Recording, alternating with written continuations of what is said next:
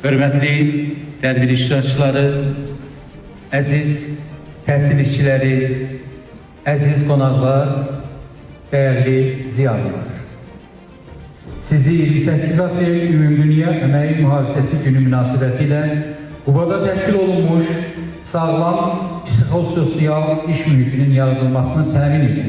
Devizli tədbirdə salamlayırıq və hər birinizə xoş gəlmisiniz deyirik.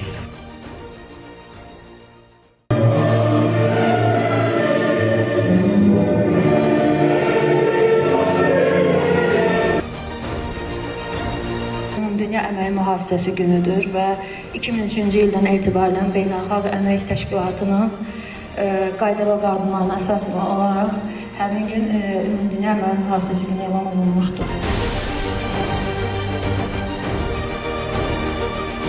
Anım günü adıyla belə bir günün təşkil olunmasını təklif edirlər.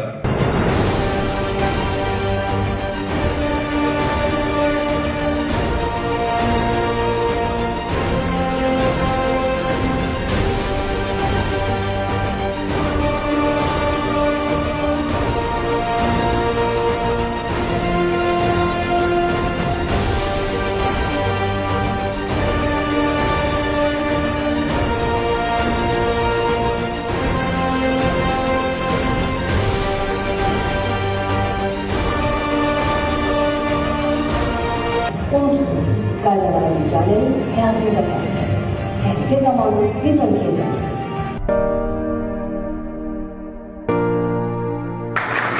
Teşekkürümüzü bildirin.